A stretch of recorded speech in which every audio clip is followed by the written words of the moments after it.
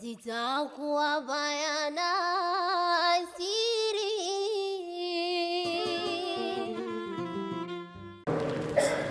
Allahumma salli wa sallim ala sayyidina Muhammadin alladhi ashhadu annahu adda al-amana wa balagha ar-risala wa maha adh-dhulma wa jahada fillahi haqqa jihadihi hatta atahu al-yaqin. Ayuha an-nas, usikum wa nafsi bitaqwallahi azza wa jalla. قال الله تعالى بعد أعوذ بالله من الشيطان الرجيم وتعاونوا على البر والتقوى ولا تعاونوا على الإثم والعدوان. وقال المصطفى محمد صلى الله عليه وسلم من يسر على معسر يسره الله في الدنيا والآخرة.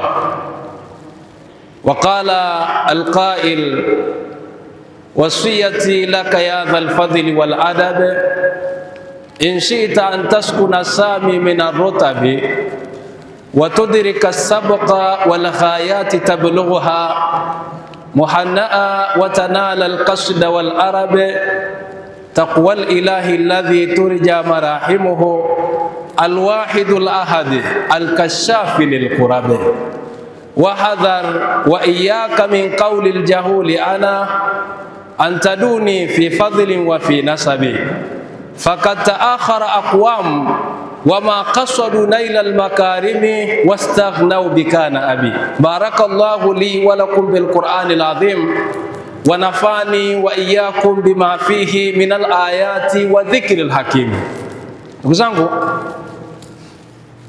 jambo la mwanzo kabisa tunamshukuru Mwenyezi Mungu Subhanahu wa Ta'ala ambaye ametuwezesha mimi na leo tumeamka siku ya leo tukiwa tuna afya njema, tukiwa bado tunapumua, tukiwa Allah bado anaendelea kuturuzuku uhai tuliokuwa nao. Hatuna budi kumshukuru sana Mwenyezi Mungu Subhanahu wa Ta'ala juu ya neema hiyo. Lakini ndugu zangu, jambo la pili, tunazitaka rahma na amani ziende kwa kiongozi wetu, mwalimu wetu Mtume Muhammadin sallallahu alaihi wasallam, ambaye yeye ndiye mwalimu wa ulimwengu mzima. Ndugu zangu katika imani, nichukue fursa na nafasi hii tukufu kuihusia nafsi yangu mimi mwenyewe pamoja na kukuhusieni nyinyi watukufu wa Islamu, na wahusia katika jambo la kumtii na kumcha Mwenyezi Mungu Subhanahu wa Ta'ala. Ndugu zangu, jambo la kumcha Mwenyezi Mungu Subhanahu wa Ta'ala ni jambo ambalo linahitajika sana katika maisha haya tunayoishi, na endapo tutaliacha jambo hili, ndipo hapo utaona shida, matatizo, mitihani inatukumba. Ni kwa sababu tumeacha swala zima la kumtii na kumcha Mwenyezi Mungu Subhanahu wa Ta'ala kwa dhati ya moyo. Ndugu zangu katika imani, tupo katika aljuma ya mwanzo ya mwezi wa Safar. Walillahi alhamdu, hutuba yetu ya leo itazungumza juu ya fadhila za kusaidiana. Hutuba yetu ya leo itazungumza juu ya fadhila, wema na akiba ya wale watu wenye kufanya msaada wa kusaidiana kwa ajili ya Mungu na Mtume Muhammadin sallallahu alaihi wasallam. Tunaweka nukta hizi ili tuweze kuvutika na kukaa katika ile hali ambayo Mwenyezi Mungu Subhanahu wa Ta'ala anatutaka tuishi mimi na wewe katika jamii tunayoishi. Ndugu zangu katika imani, Mwenyezi Mungu Subhanahu wa Ta'ala katika suratul Maida aya ya 2 amenadi pale baada a'udhu billahi minash shaitani rajim, wa ta'awanu 'alal birri wa taqwa wa la ta'awanu 'alal ithmi wal 'udwan. Al-aya. Mwenyezi Mungu Subhanahu wa Ta'ala anatuhimiza na kutupendekesha juu ya jambo zima la kusaidiana sisi kama Waislamu, kuisaidia jamii mbalimbali zenye haja zinazohitaji kusaidiwa.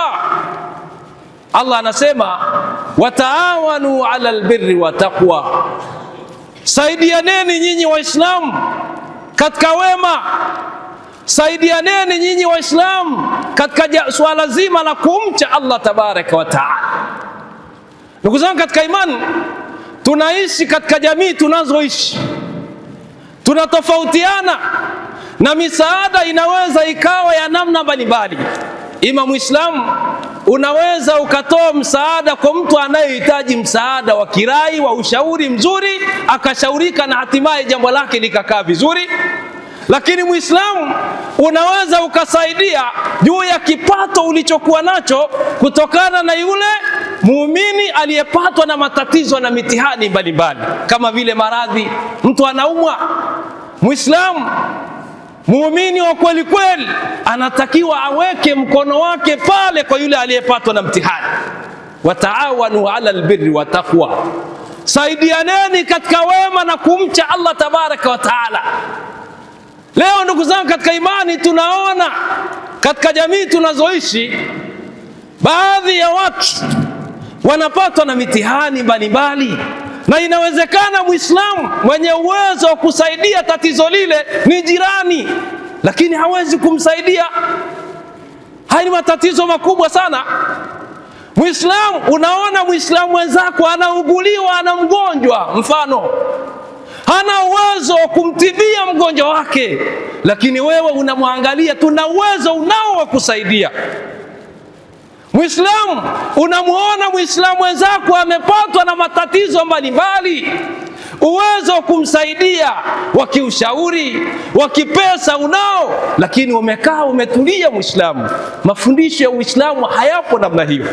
Wataawanu ala albirri wa taqwa wala taawanu ala alithmi wal udwan, saidianeni katika wema na kumcha Mwenyezi Mungu Subhanahu wa Ta'ala. Kwani ukimsaidia Muislamu mwenzako aliyepatwa na shida, aliyepatwa na mtihani, aliyepatwa na maradhi, Mwenyezi Mungu anakuwekea akiba, kama ambavyo tutasoma katika hadithi za Mtume Muhammadin sallallahu alaihi wasallam.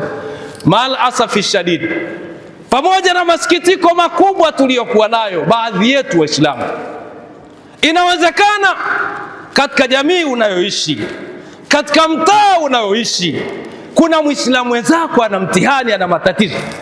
Mtihani tuliokuwa nao, wewe umetulia, unaendelea na shughuli zako, unaendelea na kazi zako, hata kwenda kumjulia hali tu hakuna. Ndio baadhi ya Waislamu tumefikia huko. Mtume Muhammadin sallallahu alaihi wasallam anaeleza katika hadithi nyingi sana, lakini leo tutataja hadithi, baadhi tu ya hadithi za Mtume Muhammadin zinazoelekeza na zinazoonyesha juu ya mtu ambaye anaweka mkono wake kwa mtu aliyepatwa na mtihani au na matatizo. Katika hadithi ambayo ameipokea Ibn Umar, radhi za Mwenyezi Mungu zimwelee juu yake, Ibn Umar anasema Mtume Muhammadin sallallahu alaihi wasallam asema, anaanza almuslim akhul muslimi. Maneno ya mwanzo haya, hadithi maarufu, na maneno haya yanafahamika katika jamii. Je, kama yanafahamika, tunayafanyia kazi kwa kiasi gani? Mtume Muhammad anasema almuslim akhul muslimi, Muislamu ndugu yake ni Muislamu. Haya, hebu pigia mstari kipande hichi.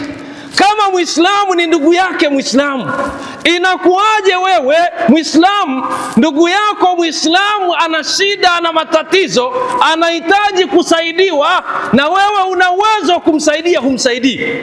Udugu upo hapo? Udugu wa Kiislamu upo? Haupo. Baadhi ya watu wapo wanaishi katika mazingira ya namna hiyo. Tuishi katika maneno haya ya Mtume Muhammad kwamba almuslim akhul muslimi, Muislamu ndugu yake Muislamu. Tuitumie hadithi hii kwa dhati ya moyo kwamba Muislamu, ukiona Muislamu wenzako ana shida na mtihani, umia katika moyo wako na hatimaye chukua hatua ya kusaidia tatizo lile. Huo ndio udugu wa Kiislamu uliokuwa madhubuti na uliokuwa mzuri. Masikitiko makubwa tulionayo, Wapo baadhi ya Waislamu ambao ni Waislamu tunaishi nao katika jamii. Masikitiko tuliyokuwa nayo, Muislamu anaona Muislamu wenzake amepata tatizo mtihani, yeye ndo anachekelea, yeye ndo anafurahi, yeye ndo anaona acha aendelee na tatizo lake. Acha vipi? Na wewe ni Muislamu, unatakiwa umsaidie Muislamu yule. Unasemaje acha wakati mtu huyu anakuhusu, ni Muislamu wenzako? Almuslim akhul muslimi, Muislamu ndugu yake ni Muislamu kwa dhati, kwa hali na mali. Waislamu tunatakiwa tusaidiane. Leo kuna watu wanahitaji huko, wana mahitaji mbalimbali. Leo kuna watu wanauguliwa miaka na miaka. Kuna watu wenye mitihani mbalimbali, ni mafakiri, maskini, hawana uwezo. Wewe Muislamu una uwezo, weka mkono wako pale, saidia. Usijione wewe kwa pesa ulizokuwa nazo, kwa uzima uliokuwa nao, basi ukajiona wewe ni mjanja kuliko yule ambaye amepata matatizo. Hapana, tusifanye hivi na tusiishi katika maisha ya namna hiyo. Mtume Muhammad anaendelea katika hadithi hii, baada ya kipengele hichi, almuslim akhul muslimi, Muislamu ndugu yake ni Muislamu. Mtume anasema man kana fi hajati akhihi kana Allahu fi hajatihi, yeyote atakayekuwa katika haja ya ndugu yake Muislamu, akaweka uwezo wake pale katika shida aliyokuwa nayo, yeyote atakayewekeza pale akasaidia shida aliyokuwa nayo, Mtume Muhammad anaeleza, anasema kana Allahu fi hajatihi. Angalia fadhila kubwa hizo. Mwenyezi Mungu Subhanahu wa Ta'ala anakuwa katika haja ya wewe uliyesaidia.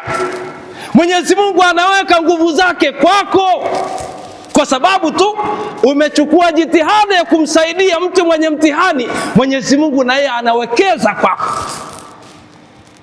Mtume Muhammadin sallallahu alaihi wasallam anaeleza katika hadithi hii, anasema wa man faraja an muslimin, yeyote mwenye kumuondoshea Muislamu yeyote kurbatan, teso au mateso miongoni mwa mateso, faraja Allahu anhu biha, Mwenyezi Mungu atamuondoshea mtu huyo mateso kwa sababu ya kumsaidia huyo mtu, kurbatan yaum alqiyama, mateso miongoni mwa mateso siku ya Kiyama, kwa sababu ulimsaidia mtu mwenye hitaji wa kusaidiwa, uliweka uwezo wako pale ukamsaidia yule mwenye mtihani. Mtume anasema na wewe Mwenyezi Mungu atakuja kukusaidia siku ya Kiyama. Jambo dogo hilo. Kwa hiyo usione kumsaidia mtu unapunguza mali yako, usione kumsaidia mtu Muislamu wenzako kwamba unapoteza. Haupotezi, umejiwekea akiba mbele ya Allah tabaraka wa taala. Namalizia hadithi ya Mtume Muhammadin sallallahu alayhi wasallam, anasema katika hadithi ambayo ameipokea Abi Huraira, hadithi ya pili, alafu ndio mwisho wa hutuba yetu. Mtume Muhammadin sallallahu alayhi wasallam anasema man nafasa an mu'minin, yeyote mwenye kumsaidia, yeyote mwenye kumuondoshea muumini yeyote, kurbatan min kurabi dunia, mateso yoyote miongoni mwa mateso ya hapa duniani. Ukamwona mwenzako Muislamu wenzako ana shida, ana maradhi, natolea mifano ya kawaida. Muislamu wenzako ufakiri umemwandama, Muislamu wenzako hana mahala pa kuishi, Muislamu wenzako anafanya kazi. Walimu wetu wa madrasa leo wanafanya kazi za dini, hawana watu wa kuwasaidia, ukawekeza kule. Mtume Muhammad sallallahu alaihi wasallam anasema ukifanya hivyo, nafasa Allahu anhu kurbatan min kurabi yaum alqiyama, Mwenyezi Mungu Subhanahu wa Ta'ala atakuondoshea na wewe mateso miongoni mwa mateso siku ya Kiyama. Jambo dogo hilo. Leo Waislamu tujiulize, mimi na wewe katika jamii tunayoishi tumewasaidia watu wangapi? Katika mtaa unaoishi umewasaidia wenye mahitaji wangapi? Au ndio wewe ukijifungia ndani kwako ni wewe na familia yako? Uislamu hautaki hivyo. Uislamu ni mlango mpana. Uislamu unataka ulete manufaa kwa jamii inayokuandama. Alhamdulillah, wapo watu wa namna hiyo wanaofanya hivyo. Akiona kuna mgonjwa na inawezekana mgonjwa yule anayemiliki mgonjwa hana uwezo wa kumsaidia, wapo baadhi ya Waislamu wanaweka pesa zao, hela hii hapa, nenda ukamsaidie mgonjwa, mpeleke hospitali. Mwenyezi Mungu awafanyie wepesi watu wa namna hiyo. Lakini wapo watu ambao wanaona katika jamii tunazoishi, katika mitaa yetu, kuna watu wanahitaji Sheikh, kuna watu wana mahitaji, hawajui mchana utaendaje, hawajui jioni itaendaje. Kuna baadhi ya Waislamu Sheikh anachukua, kama ni chakula, kama ni pesa, anakwenda anampa. Jambo dogo hilo? Hilo ni jambo kubwa miongoni mwa mambo makubwa. Wapo Waislamu ambao alhamdulillah wanawatembelea walimu wetu wa madrasa, ambao wao wanafanya kazi ya kuitumikia dini ya Allah kwa kujitolea. Wanakwenda huko, wanaonana nao kwa hali na mali. Watu wa namna hii Mwenyezi Mungu awafanyie wepesi. Na sisi ambao inawezekana tulijisahau kwa sababu ya ubinadamu, basi tuamke, tuchangamke. Hizi fursa ni za kwetu, tunajiwekea akiba siku hiyo ya Kiyama ili Mwenyezi Mungu akatulipe. Mtume Muhammad anamalizia katika hadithi, anasema man yassara ala mu'sirin, yeyote mwenye kumsaidia mtu anayehitaji mkatwa kwa kitu chochote ambacho anahitaji ni cha kheri, yeyote mwenye kufanya hivi, yassarahu Allahu fi dunya wal akhirah. Mtume Muhammad anasema mtu huyu anayewasaidia watu wenye kuhitaji, basi Mwenyezi Mungu atamfanyia wepesi hapa duniani na kesho akhira. Jambo dogo hilo ndugu zangu katika imani, ni jambo kubwa. Kwa hivyo ndugu zangu katika imani, naihusia nafsi yangu pamoja na kuwahusia nyinyi ndugu zangu watukufu wa Islam, tuangalie jamii tunayoishi nayo inaishi katika mazingira gani, na ikiwa mimi na wewe tuna uwezo wa kusaidia, basi ndugu zangu tusaidie jamii hii ione kwamba kuna Waislamu wenzao. Jamii sije ikaona Uislamu umebaki tu almuslimu akhul muslimi, Uislamu ndugu yake ni Muislamu. Vitendo vipo, ule Uislamu wa dhati wa kivitendo upo. Sasa tuishi katika ile misingi na yale mambo muhimu ambayo Mtume Muhammad sallallahu alaihi wasallam anatutaka tusaidiane. Wataawanu ala albirri wa taqwa, saidianeni katika wema na kumcha Allah tabaraka wa taala. Wala taawanu ala alithmi wal udwan, wala msisaidiane katika madhambi na uadui. Mwenyezi Mungu atujalie kila la kheri. Barakallahu li wa lakum bil Qur'anil azim wa nafani wa iyyakum bima fihi min al ayati wa dhikri hakim. Aqulu qawli hadha wa astaghfirullah al-azim li wa lakum wa lisairil mu'minina wal mu'minati fastaghfiruhu innahu huwal ghafurur rahim wa huwal barrul karim.